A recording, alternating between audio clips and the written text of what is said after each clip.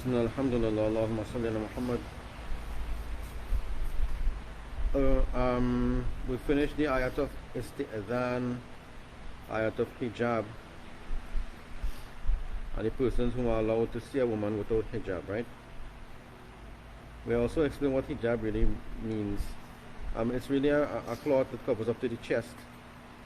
The face could be exposed, the hands, the palms, the feet from underneath the ankle.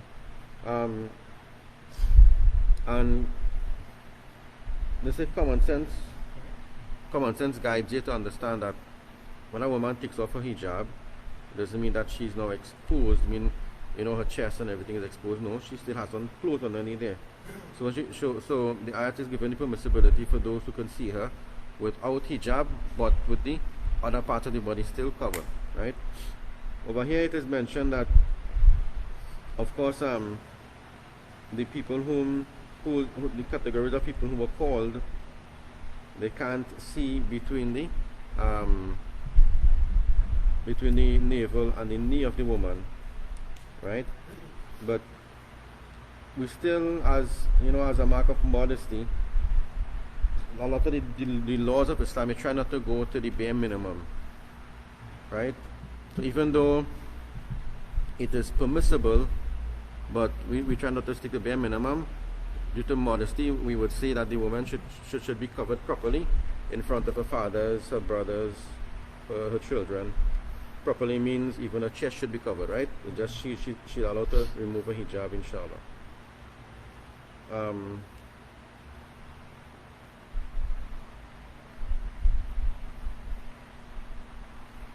Spoke about the woman of the kuffar. Muslim women are not allowed to show their beauty, their hair or any other part of their body to them, and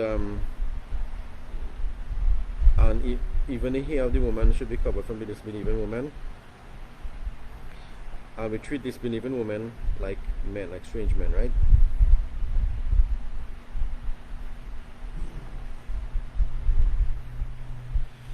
Okay, and there are other persons.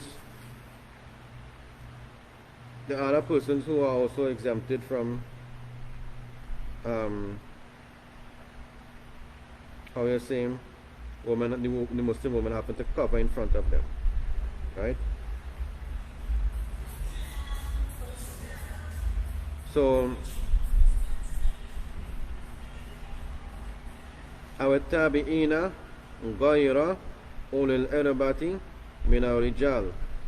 Let's say you have 4 men, old beggars, right? And these fellas, they don't have like the desire anymore for women. You understand? Old fellas, sometimes they pass through, they come to your home to ask for food or things like that.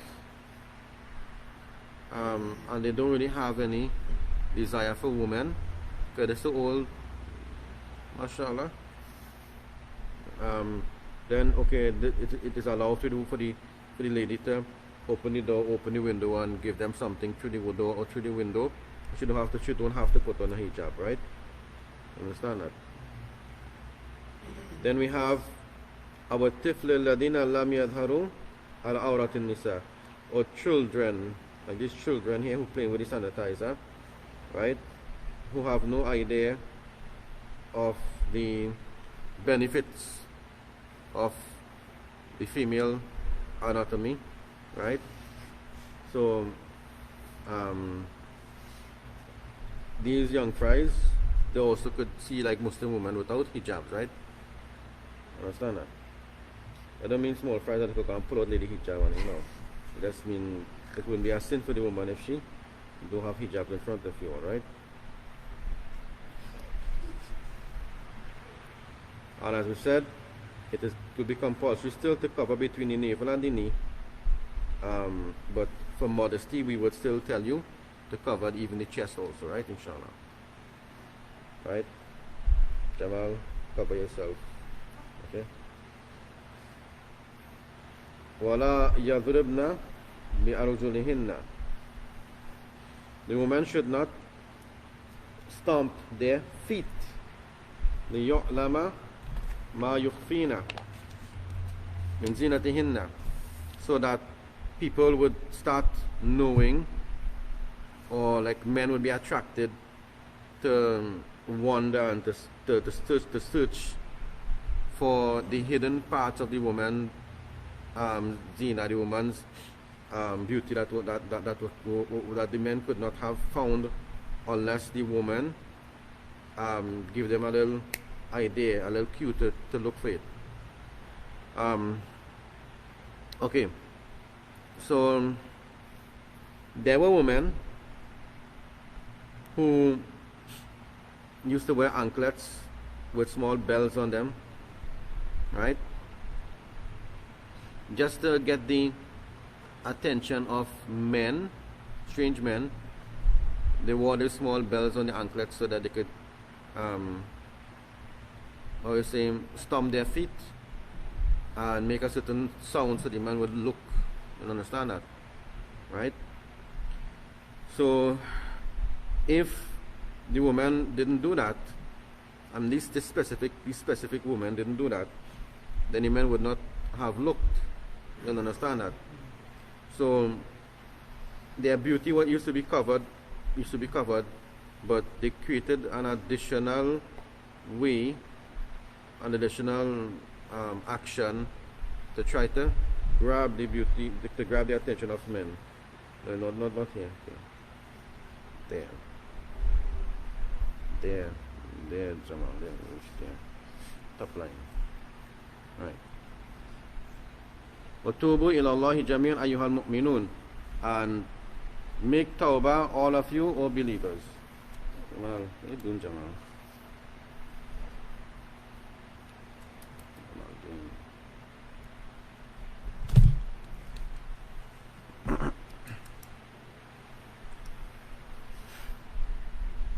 Gee, questions gonna arise now. So, are wearing anklets haram? You never hear that before? You know, these people say, hey, anklets haram. So not accepted. Haram. Right? You don't hear that already? And? Not, we know you didn't hear that. Not. Oh, no. Not, it has been the wrong crowd. Because, you know, the law is different in your world now. The law is different, right? Don't take over. Huh?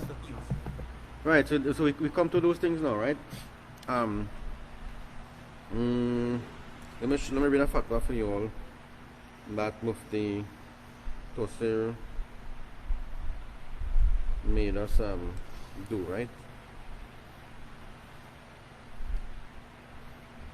This is part of our homework.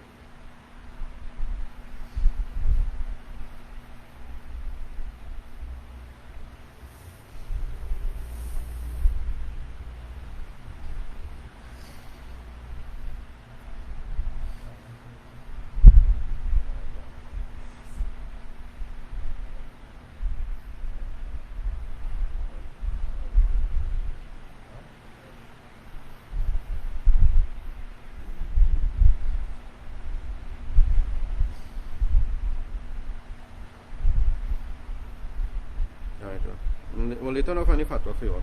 But there was some woman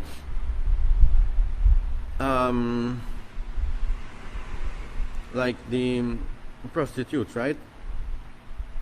Just to attract the attention of men and to let the men know, hey, what, we open for service. The men would hear the bells on the anklets, right? And hearing those bells on the anklets, they know, well, this lady, she working today. You'll understand that? Yeah. Now, so, inshallah later I'll find a fatwa for you on with it. But it deals a lot with the urf of a place, with the normal, the custom and the understanding of a place. Okay, so let's say that in a place like Medina, like time of Nabi Sallallahu Alaihi Wasallam, the minority of the women were like that, meaning wearing the anklets with the bells to make a ching ching ching ching noise, right? And the women who used to do it were just the prostitutes, the kind of vile, immoral women. So it will be haram now for Muslim women to resemble them, because there's no benefit in resembling them. There's a harm now in resembling them. You understand that? Right? So that's one. Let's say we come to the West and everybody is wearing it. Right? You'll have it's not a prostitute thing, right? It's just a normal culture thing where women are wearing anklets. But we're not talking about the anklets with the bells now. We're talking about a normal anklet, right? Yeah, chain anklet. Then there's nothing wrong with that. There's no problem in that, because one is not making a ching ching noise to attract the non-mahram men. The Muslim women, anyhow, the ankle up to there be covered, right? And not all, I would say, not only the immodest women wearing it, everybody wearing it is a normal trend. You'll understand that, right? So it will be permissible, and then some Muslim men may find that a bit attractive for the ladies to wear it, the wives to wear it. So it is also, you could say, mustahab for them to do it, so that the husband will be more attracted to the wife than attracted to some tanti outside there. You'll understand that. So similarly with a lady, I would say not shaving out totally, talking about this marking the eyebrow or trimming it. So there's some fatwas concerning that, trimming the eyebrow, threading the eyebrow, those things. Right, waxing, but I'm not talking about waxing everything out, and then she go look like an alien because she had no eyebrow. It's gone, totally gone, 100% gone. And she take a mark and she draws back on. No, we're not talking about that. We're talking about she's shaping it. She's waxing it, but she's shaping it. She's threading it and she's just shaping it. You understand that? So that she wouldn't look like, alright. So she's just threading it and she's shaping it. Nothing wrong with that. The reason why, because again, the same reason. Look at the area you're living in. If it were that the immodest women were doing it all the time, and there was the only women who are doing it, then for our women to resemble them, it's haram. But because everybody is doing it in your area, in your country, right? The prostitutes, the normal women, everybody is doing it. It's a beauty trend now. Men have an attraction to that, right? So a woman can do it for her husband, because now we don't want that the Muslim men now thinking, here what, our Muslim women, they're too bland, they're too boring. Now what the mela. And Muslim men now, because you know how wild they are sometimes, well, how wild you are sometimes, right? They start to go and look at non-Muslim women and they're attracted to them. You understand that? So this is not taghiru khalqillah. This is not changing the creation of Allah. Changing the creation of Allah, according in the ayat, is that you do something in your body that you alter it, which is not necessary for you to alter it, and there is no natural way of it returning to the original state. So tattooing, filing down the teeth, how we say, doing some funny things with the ears, those kind of additional changes in a person's body that the body can't naturally return to it if you leave it alone. No. So a lady trimming out her mustache, that is good. That is preferable. Waxing the face, that is preferable, right? Cleaning up her eyebrows and making it look attractive for her husband with the intention for that purpose, that is permissible. That is even better, right? So all of that is good. Now the cutting the hair thing, this also has to, you have to keep in mind, the beauty of the woman has to be in their hair, right? Beauty of the woman is in their hair. So normally if you look at when a woman is buried, then you braid the hair and you bring the hair over the chest area.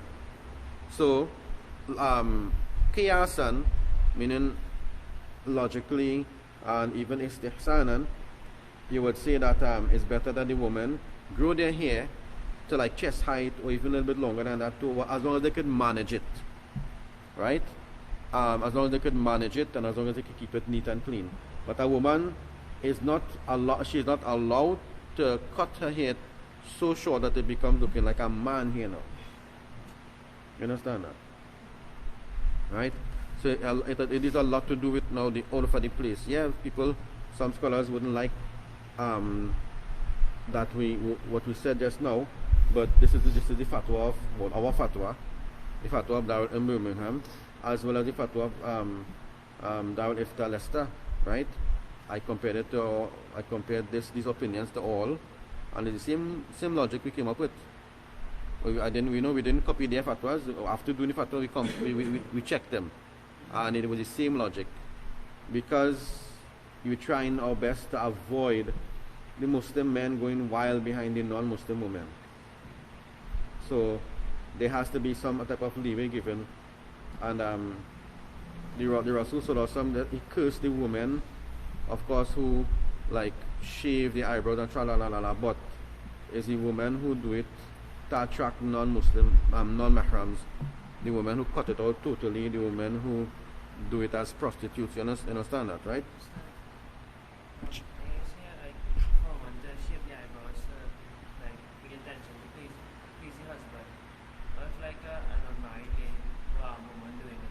No, for a non-married woman it wouldn't be allowed, because she doing it for a non-mahram. She have no mahram except her brother and her father and her uncle, right?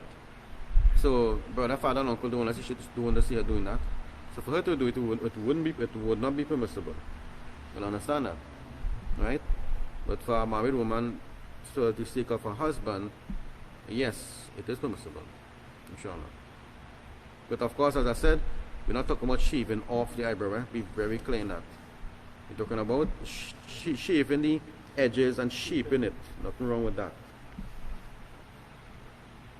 Yeah.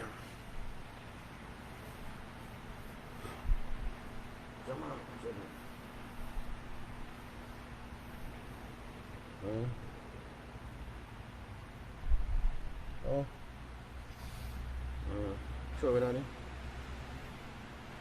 Sure with that. There's one. There's a negative, is it? Yeah, so John, you're negative, you just...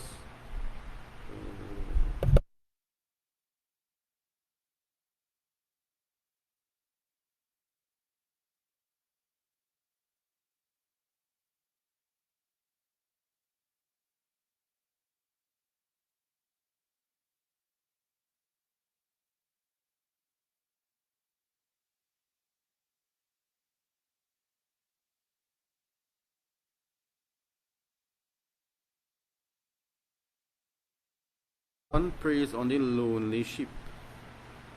So the little small shayateen, the little gremlin looking ones, right? They would be walking like around the gathering.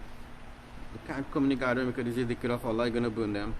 So they would find one knot, at the edge of the gathering, and they're gonna pile up on him and feed off of him. The guys who are going with you with the juice, right? They're feeding off of you.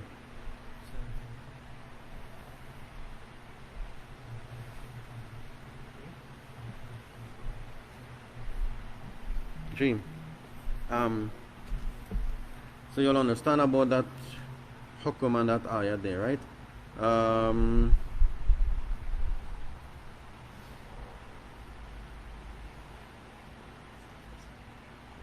وَأَنْكِحُوا الْأَيَامَ مِنْكُمْ. Get married to the ayama.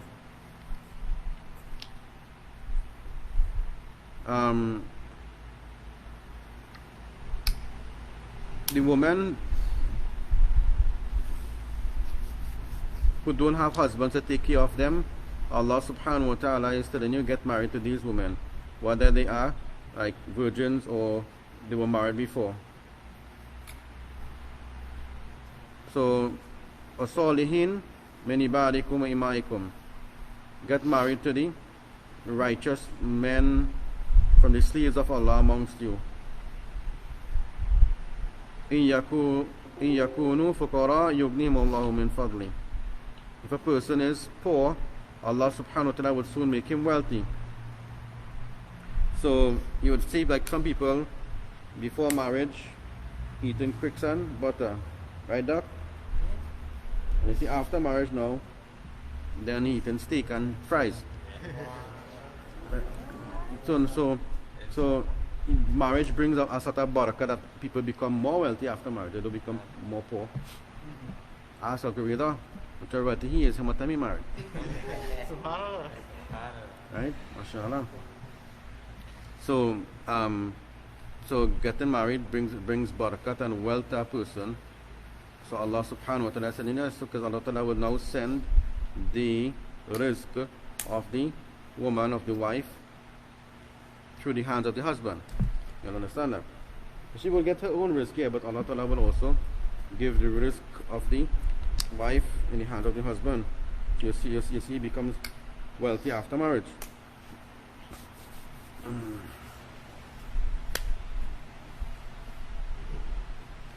Yughnihim Allahu min fadli wallahu wasi'un alim. And Allah is wasi'. Allah is vast in giving to His creation, and Allah is alim. Allah knows what you need. You understand that, right? G. Let's stop there. And let's see if we could start the Ihya Ulumuddin, inshallah.